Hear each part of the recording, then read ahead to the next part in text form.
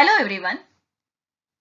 Welcome back to Digital Learning by Department of Collegiate and Technical Education. In the previous session, we have learnt about the classification of business activities. This session is a continuation of the same classification of business activities. Learning objective of this session is to know the classification of business activities. Session outcomes. This session would make students to know about the types of business activities. Having learnt about few types of business activities, now let us learn cooperative enterprises. Cooperative enterprise or cooperative sector came into existence in the year 1904. The operations in this sector is based on self-help and mutual help. The cooperative movement was started as credit movement to provide financial assistance to agriculturists. Today, we find the operations in industry, consumer goods marketing, financial services in both urban as well as rural areas, housing, storage, etc. These business units are developed on the principles of cooperation. A cooperative enterprise is an autonomous association of persons united voluntarily to meet their common economic, social, and cultural needs and aspirations through a jointly owned enterprises. Cooperatives are democratically having one vote electing the board of directors. Cooperatives may include business owned and managed by the people who use their services, that is a consumer cooperative. Organizations managed by the people who work there, workers cooperative, etc. So, these cooperative enterprises are in the form of cooperative industries, credit societies, consumer stores. Let us know about cooperative industries. Cooperative sector industries are owned and managed by a group of people. Generally, the members are the producers of raw materials. For example, handloom, food processing, dairy products, etc. For example, Amul is a cooperative sector society. And the next comes to credit societies.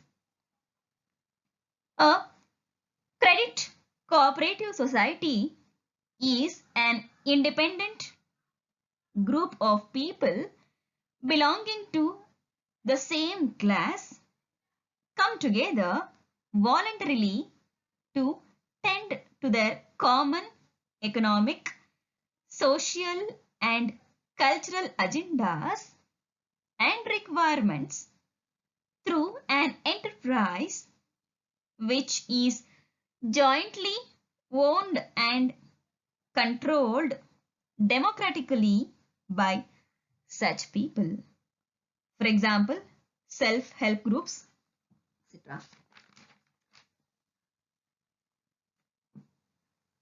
Next comes to consumer stores. A consumer cooperative store is a retail unit owned and controlled by consumers.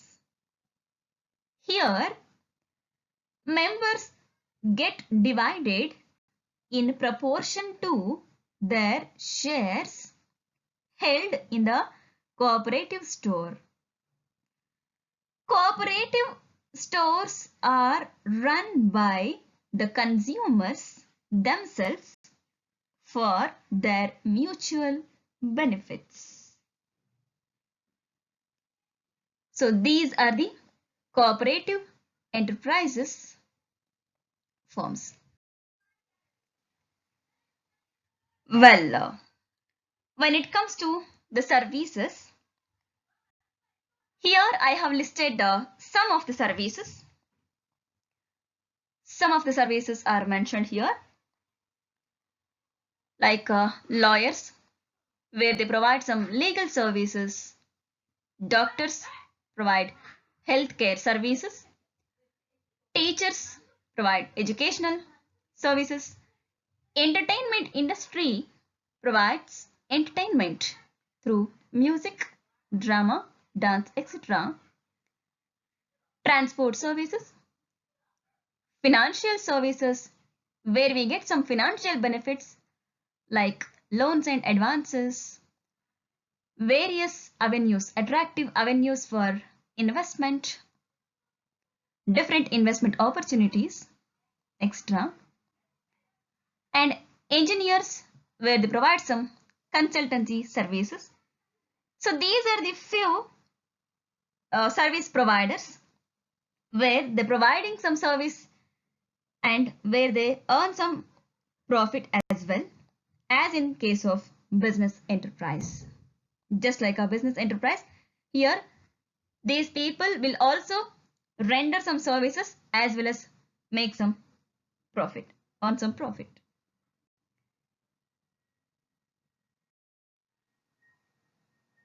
So next is the classification of business activities on the basis of size. Here, the business activities are classified on the basis of size as small scale business, medium scale business, and large scale business, where small scale business requires less capital and it employs few workers, produce and sells limited items within a limited area. When it comes to medium scale business